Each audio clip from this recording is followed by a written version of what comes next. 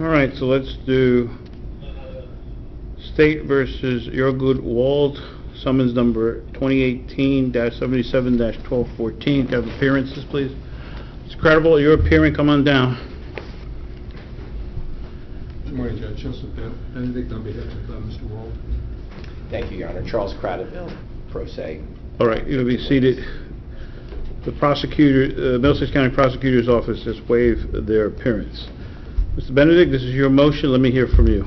Yes, Judge. I submitted an exhibit. I argued in my brief that this was just a momentary gesture, and I think the exhibit that I submitted to the court shows that. What we did was... Well, I saw the videotape. This is 1 second taken from the video. It can only take a second to form intent. I understand that. And I'm not here to judge his guilt or innocence. My only role is whether the case should be dismissed. And under the rules, I'm to grant every favorable inference on behalf of the complainant. I understand. So I'm not deciding guilt or innocence. I understand that. So but what this shows, Judge, is that there's 50 photographs here from 1 second of the video. In 12 of those, just under 1/4 of a second, the hand is closed. He's merely making a gesture when he's telling him the meeting is over. There's nothing in that video that I've seen, and I suggest to the court, that supports Mr. Kratovil's claim that he was being assaulted or in danger of being hit, other than his claim. People, he's about to hit me. I think that this is a waste of judicial time, which is why I filed this motion. okay. Anything else? No, Judge. All right, Mr. Kratovil, anything you wish to add? Yes, Your Honor. Thank you very much for the opportunity to address you on the motion today. I'll be as brief as possible. I'll just explain. I was at this meeting. It was kind of a rowdy meeting, a heated meeting.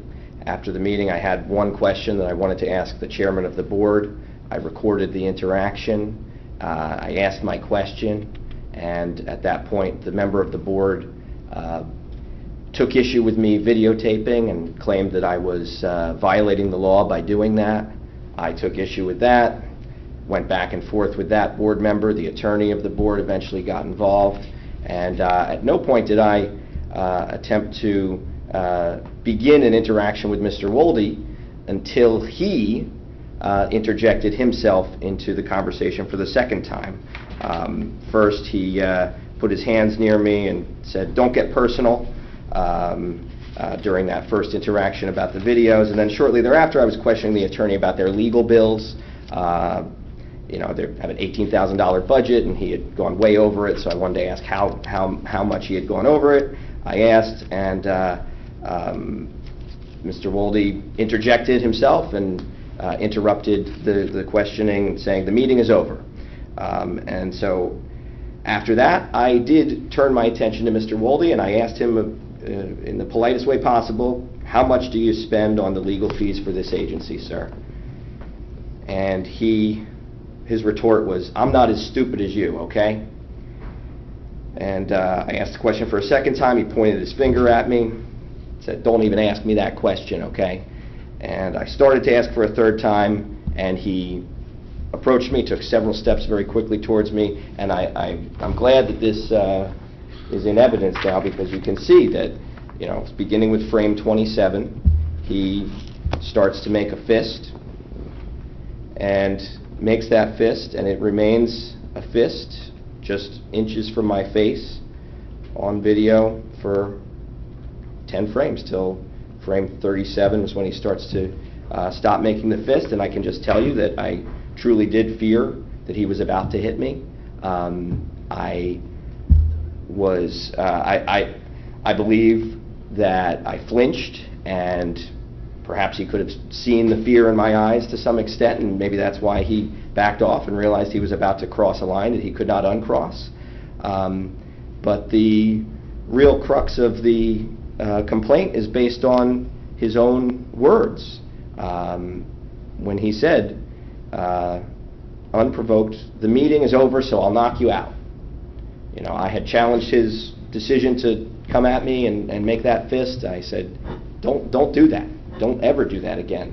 And his choice of words was, the meeting is over, so I'll knock you out.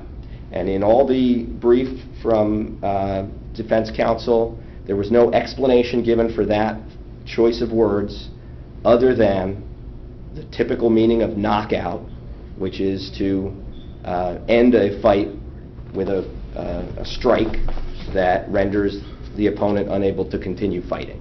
So it wasn't like we were in a chess tournament and he said, I'm going to win this match and I'm going to knock you out of the tournament.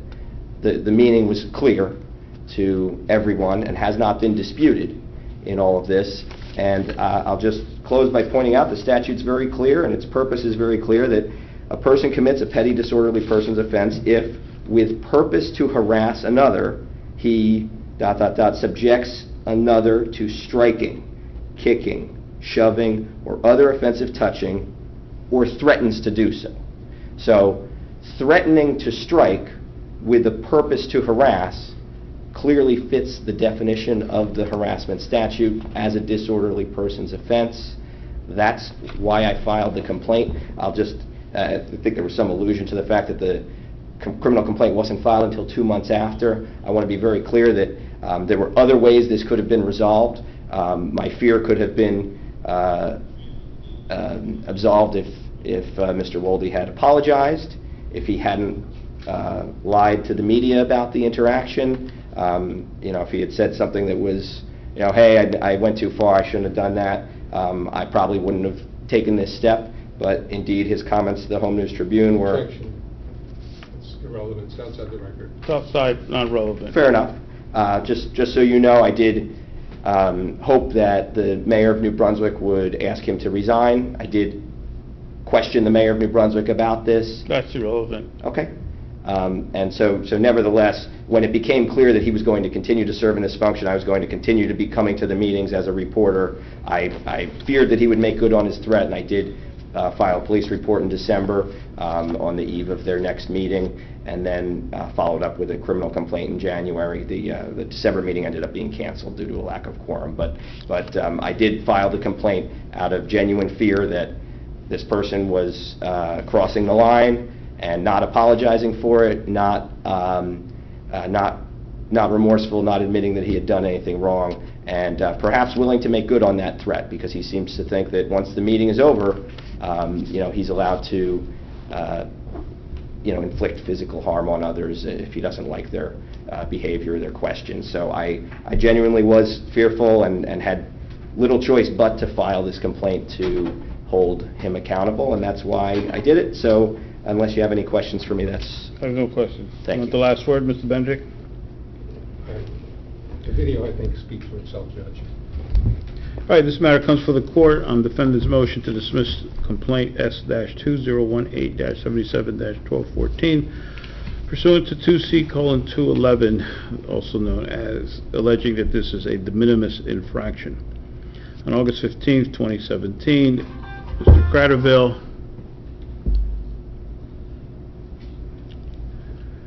attended a housing authority a New Brunswick Housing Authority meeting. Following the meeting, there was some sort of interaction between Mr. Kratovil and officials of the commissioner, some questions, and this particular individual, Mr. Wolde, interjected himself, and the encounter was videotaped, and the court has had a chance to review the videotape. The encounter between the defendant and Mr. Kratovil began to escalate, and Mr. Wall took issue with being questioned. On videotape, this defendant can be seen closing his fist and approaching Mr. Kratovil. Then, as this defendant began to exit, he indicated that the meeting is over and I will knock you out. That's all recorded on the videotape. Defendant argues that the facts and circumstances of this case fall within the ambit of all three categories establishing a de minimis infraction, namely 1, customary license, 2, triviality, and 3, extenuation. Defense counsel does not address the other two categories and focuses on triviality at considerable length. Argues the defendant did not demonstrate a purpose to harass. He compares the present case to several examples cited by the Supreme Court in State v. Hoffman, 149 NJ 564, 1997, quote, where the statute has been used in misprosecution, where technical guilt could have been found under criminal or more often disorderly persons offense, but the lower courts found the allegation trivial. Defendant argues by citing these cases that the purported offensive communication was made out of annoyance, irritation, or anger, and is not recognized as a finding of a purpose to harass. He states that all the cases share in common communications that can be considered rude, vexatious, obscene, threatening, sexually or ethically inappropriate, but do not demonstrate the necessary intentionality. It should be noted intentionality is a state of mind and is to be gleaned from the totality of the circumstances. Essentially, the defense argues that the actions of raising the fist was not of sufficient length to warrant filing the complaint or maintaining the complaint and going forward with it. And that the phrase, knock you out, had no intent or purpose to harass. The victim argues that a person commits a petty disorderly person's offense with a purpose to harass another if he subjects another to striking, kicking, shoving, offensive touching, or, as relevant to this case, threatens to do so. The victim itemizes 8 instances of deliberate harassment toward himself. 1, the ejection into the conversation with Mr. Wolde, because at the time Mr. Kratovil was questioning someone else. The insulting response, the pointed finger, invasion of personal space, the closed face gesture, threat of physical attack, criminal threat, and threat of assault and future threat. With respect to the categories of the minimus infraction, the victim argues it would be dangerous for this court to rule that a public official has a license to engage in purposeful harassment of another individual regardless of the journalist's demeanor. The victim also argues the defendant's language demonstrates purposeful harassment that is not trivial and does not offer an alternative explanation. The victim asserts that the defendant's statement, "The meeting is over, I knock you out," is especially threatening due to the word "so."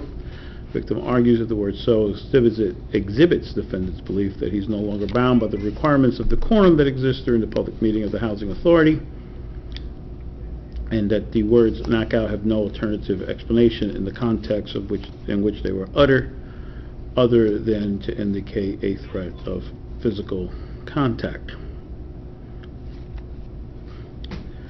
The de minimis statute is set forth in 2C:2-11 states the assignment judge may dismiss the prosecution as having regard to the nature of the conduct charged, constitute an offense, and the nature of the attendant circumstance finds the defendant's conduct is A, was within the customary license or tolerance, neither expressly negated by the person whose interest was infringed, nor inconsistent with the purpose of the law defining the offense, or B, did not actually cause or threaten the harm or evil sought to be prevented by the law defining the offense, or did so only to the extent too trivial to warrant condemnation of conviction, or present such other extenuation that cannot reasonably be regarded as envisaged by the legislator in forbidding the offense. The assignment judge shall not dismiss a prosecution under this section without giving the prosecutor notice and an opportunity to be heard. In this case, the prosecutor's office, and I do not know the reason why, chose not to participate. The record should note that this is the first time in the de minimis application that the prosecutor's office has chosen not to participate.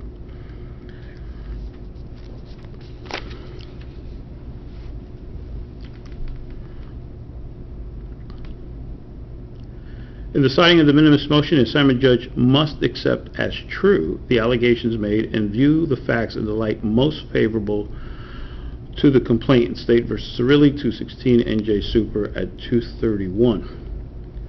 When a de minimis motion is addressed, it must be assumed that the conduct charged actually occurred. According to State v. Cirilli, the de minimis statute must be read as permitting the dismissal of prosecutions only if society as a whole will be benefited and protected at 239. So really, court held that determining triviality depends on assessing the risk of harm society is exposed to by the defendant's conduct, 216 NJ Super 239. The court has identified several factors for this court to consider in making its determination. The circumstances surrounding the commission of the offense, which may reveal an acceptable social risk, the existence of contraband, the amount of value of property involved, the use of threats or violence, and the use of weapons. Clearly, not all the factors have to be found in order to deny the de minimis motion.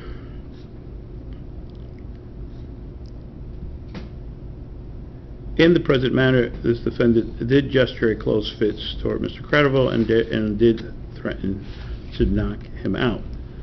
The complaint that was charged was 2C:33-4B, which provides that a person commits a petty disorderly offense with purpose to harass, and the most relevant section is Part B, subjects another to striking, kicking, shoving, or other offensive touching, or threatens to do so.